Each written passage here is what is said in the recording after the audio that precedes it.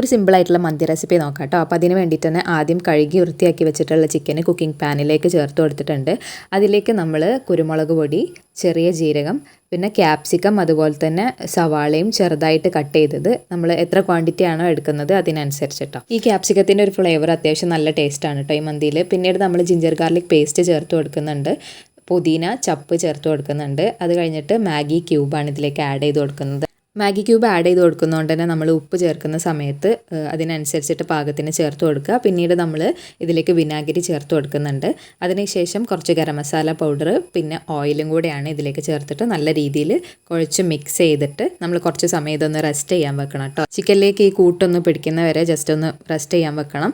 ആ സമയം കൊണ്ട് നമുക്ക് ഇതിലേക്കുള്ള റൈസ് വേവിച്ചെടുക്കാം. നമ്മൾ റെസ്റ്റ് ചെയ്യാൻ മാറ്റി വെച്ചിട്ടുണ്ടായിരുന്ന ചിക്കൻ ഒരു മീഡിയം ഫ്ലെയിമിൽ വെച്ചിട്ട് കുക്ക് ചെയ്യുക. അത് കുക്കായി വരുന്ന സമയത്ത് നമ്മൾ ഇതിലേക്ക് വേവിച്ച് വെച്ചിട്ടുള്ള തന്നെ ബസ്മതി റൈസ് മുകളിലേക്ക് ഇട്ട് കൊടുക്കുക. അതിനുശേഷം 5-6 പച്ചമുളക് ഇതിന് മുകളിൽ കുത്തി വെച്ച് കൊടുക്കുക.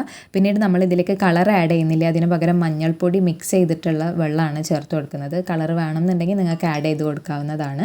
പിന്നീട് നമ്മൾ മുകളിൽ കുറച്ച് സൺഫ്ലവർ ഓയിലും കൂടെ ഒഴിച്ചു കൊടുത്തതിന് ശേഷം അടച്ചു വെക്കുക. എന്നിട്ട് നമ്മൾ സ്റ്റൗ ഓഫ് ചെയ്യുക. അപ്പോൾ ഇത്രയും സിമ്പിളായിട്ടുള്ള ഒരു റെസിപ്പിയാണ് കേട്ടോ. ഇതുവരെ ട്രൈ ചെയ്യാത്തവരുണ്ടെങ്കിൽ ഒന്ന് ട്രൈ ചെയ്ത് നോക്കുക. നമ്മുടെ ചാനൽ ഇഷ്ടപ്പെട്ട് കഴിഞ്ഞാൽ സബ്സ്ക്രൈബ് ചെയ്യുക. ഇനിയും ഇതുപോലത്തെ വീഡിയോസ് ആയിട്ട് വരാം. താങ്ക്